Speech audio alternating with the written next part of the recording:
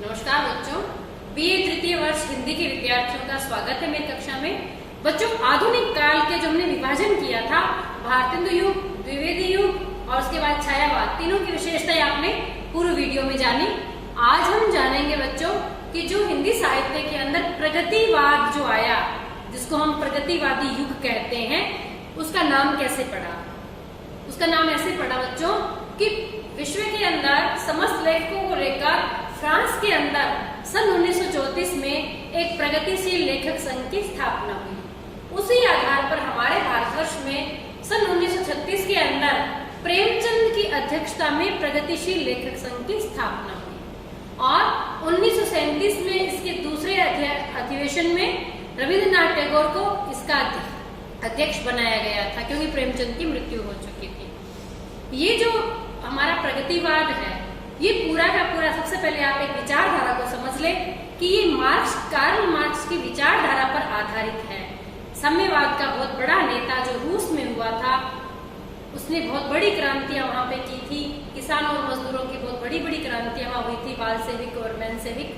तो ये क्रांतियां किस लिए हुई थी कि समाज के अंदर जब पूंजी जो है वो दो टुकड़ों में बटी, एक के पास तो 99% है और एक के पास 1% है, यानी एक पूंजीपति वर्ग था जिसके पास खूब ऐशो आराम के लिए पैसा है, और दूसरी तरफ निम्न वर्ग था, मजदूर और किसान, जो निरंतर परिश्रम करता है फिर भी पूरा खाने को नहीं और पूरा शरीर पे कपड़ा नहीं।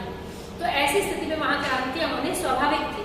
तो कार्ल मार्क्स का मानना था कि दुनिया के मजदूरों एक हो जाओ, क्योंकि मजदूर की कोई जात नहीं है। मजदूर ही जो एक कार्य है जो 8 घंटे, 10 घंटे, 15 घंटे काम करने के बावजूद भी भरपेट भोजन नहीं है, और उनकी स्थिति वैसे की वैसे दयनीय है वर्षों तक काम करने के बावजूद। और पूंजीपति जो आराम से एसी के अंदर गद्दों के ऊपर बैठा है, महलों के अंदर, वो कोई काम नहीं करता, फिर भी उसकी इनकम और आमदनी बढ़ती ही चली जा रही है। ये जो पूंजी की जो विषमता है, उसे लेकर कार्ल मार्क्स का मानना था कि साम्यवाद आना चाहिए। साम्यवाद का मतलब होता है बच्चों समानता पूंजी के अंदर, मतलब पूंजी सब लोगों के बीच समान रूप से बटी हुई होनी चाहिए ताकि सब लोग उसका उपभोग कर सके। तो इस विचारधारा को लेकर उनका मानना था कि दुनिया के अंदर केवल 2 ही वर्ग है। एक तो पूंजीपति वर्ग है जिसको शोषक वर्ग कहेंगे, जो शोषण करता है, और दूसरा मजदूर और किसानों का वर्ग है, निम्न वर्ग, जिसका शोषण होता है।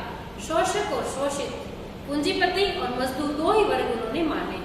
कमी ये रह गई कि तीसरा वर्ग छूट गया, जैसे जो टीचर हैं, डॉक्टर हैं, वकील हैं, नर्सेज हैं, तो ये ना तो शोषण करते हैं ना इनका शोषण होता है। निश्चित एक पैसों के ऊपर ही काम करते हैं, नौकरी होती है इनकी अपनी। तो तीसरा वर्ग बिल्कुल उपेक्षित हो गया। एक तो ये कमी रही प्रगतिवाद में।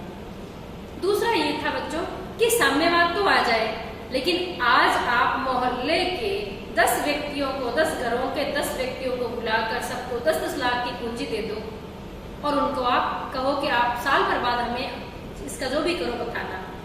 आपको 1 साल बाद पता चलेगा कि एक ने तो शराब में उड़ा दी, एक ने जुए में लगा दी, एक ने बैठ कर खाया, साल भर खत्म कर दी, एक ने व्यापार में लगा के उसका 10 गुना फायदा कर लिया, एक ने उससे खेती कर ली और उससे 5 गुना फायदा कर लिया।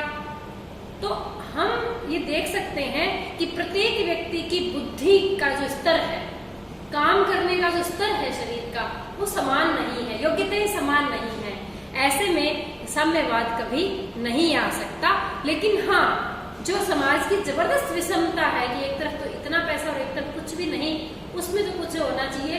तभी तो धीरे धीरे मजदूरों के लिए समय सीमा निर्धारित की गई, उनके नौकरी के वेतन भत्ते ये सब निर्धारित किए गए, उनको मिलने वाले जो लाभ है दुर्घटनावश वो सब तय किए गए।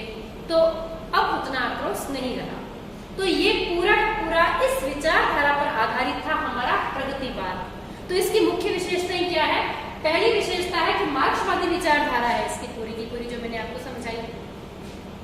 दूसरे, साम्यवाद का समर्थन, समानता का समर्थन करता है ये प्रगतिवाद, कि लोगों में बिल्कुल समानता रहनी चाहिए, जबकि बुद्धि और शारीरिक क्षमता में अंतर होने की वजह से समानता बनी नहीं रह सकती। यदि आप 5 व्यक्तियों को एक जैसा मकान बनाकर दे दो तो 1 साल बाद देखोगे कि एक ने तो बेच दिया है, एक ने बेचकर उस पैसे को खा ही लिया है, एक ने और पैसा कमा कर उसको उसको किराए पर देकर और कमा लिया, एक मकान और बना लिया है, एक के पास एक मकान पड़ा है, यानी पांचों ने 5 तरह का उसका उपभोग किया। तो प्रत्येक व्यक्ति की बुद्धि, भाव और शारीरिक क्षमता समान नहीं होने से साम्यवाद की हम पूर्ण कल्पना नहीं कर सकते। तीसरी जो विशेषता है, शोषकों के प्रति आक्रोश। जो शोषण करते हैं, पूंजीपति जो शोषण करते हैं, उनके प्रति हृदय में आक्रोश का भाव है। प्रगतिवाद का जो काव्य है, उस काव्य के अंदर किसान, देखिए आप, गर्मी, सर्दी, वर्षा सब झेलकर खेतों के अंदर कार्य करता है, और जब वो वहां से फसल लाता है, मान लो 10 बोरी को वो 10,000 रुपए में या 50,000 रुपए में बेचता है, तो एक बनिया जो है वो केवल अपनी दुकान पर बैठकर उस 50,000 के माल को 70,000 में बेच लेता है। 20,000 उसके पास रह गए। असली हकदार तो वो किसान था, लेकिन उसने इतनी मेहनत के बाद में इतना सा कमाया, जबकि उसने खेती के ऊपर 30,000 लगा भी दिए और कमाया 50,000, 20,000 बचे उसके पास।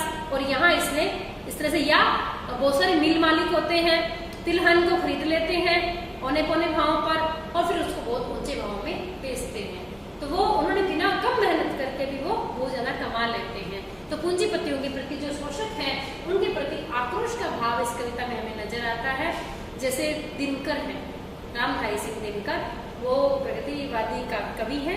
उनकी कविता का मैं आपको उदाहरण देती हूँ, जिससे आपको पूरा प्रगतिवाद समझ में आ जाएगा। वो लिखते हैं कि पड़ रही कड़ाके की सर्दी, ठंडा है मास दिसंबर का, चल रही पवन है सनन सनन, चू रहा कलेजा अंबर का, धरती ठरती है पैर तले, ऊपर से झरता है अंबर, इस हाड़ कांपती सर्दी में नंगे पैरों भागे पथ पर। ये कौन हहरती जाती है, ये कौन सिहरती जाती है, भूखे भारत की प्रतिमा सी ये कौन ठिठुरती जाती है, ये भारत की मजदूरी है, सांपों को दूध पिलाती है, पेट काट निज शिशुओं का शोषण के दीप जलाती है। उस मजदूरिन का चित्रण है जिसके पास पूरे कपड़े नहीं है, नंगे पैर ऐसी ठंड में जा रही है, भयंकर सर्दी में मजदूरी करने के लिए, शोषण का दीपक जलाने के लिए। यहाँ कहने का तात्पर्य है मजदूरों के बल पर ही जो शोषक है वो अत्याचार कर पाते हैं। तो बच्चों, शोषितों के प्रति सहानुभूति का भाव इसके अंदर व्यक्त हुआ है, जिसमें कवि लिखते हैं, ओ मजदूर, ओ मजदूर, तू ही सब चीजों का कर्ता, तू ही सब चीजों से दूर। एक जुलाहा मजदूर है, वो बैठकर वस्त्र बुनता है, लेकिन खुद के पास साबुत वस्त्र नहीं है। एक कुम्हार जो बैठकर सबके लिए बर्तन बनाता है मिट्टी के, लेकिन उसके पास घर में बरतने के लिए अच्छे बर्तन नहीं है। तो कहते हैं, ओ मजदूर, ओ मजदूर, तू ही सब चीजों का कर्ता, तू ही सब चीजों से दूर।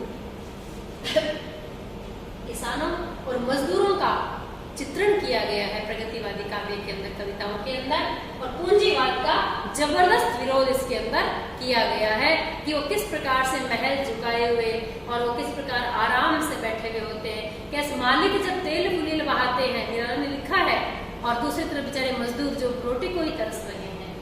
रूस और क्रांति का समर्थन है इसके अंदर।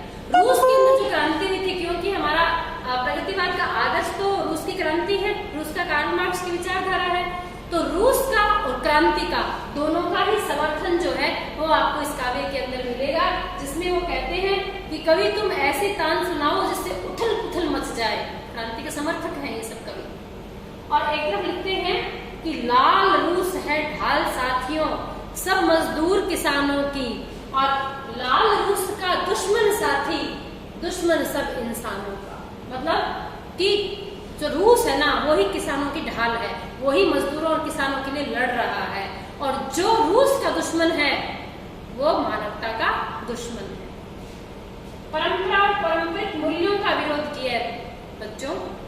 इस काव्य के अंदर जो परंपराएं हमारी चली आ रही है, परंपराएं कुछ इस प्रकार से चली आ रही है कि पूंजीपतियों का और भी ज्यादा पोषण करती है और बेचारे निम्न वर्ग को और भी ज्यादा शोषित करती है। इसलिए ये इस युग के जो कवि हैं उनके काव्य के अंदर परंपराओं का विरोध है, और जो परंपरित हमारे जीवन मूल्य चल रहे हैं उनका भी विरोध है कि कौन सा आदर्श, किस तरह का आदर्श एक मालिक यदि अपने 20 मजदूरों का शोषण करके पैसा कमा रहा है, वो और ज्यादा पूंजीपति बनता जा रहा है, तो उस मालिक को मारना या तख्ता पलट कर देना, ये उनके जीवन मूल्यों में शामिल है, जबकि हमारा जीवन मूल्य अहिंसात्मक है।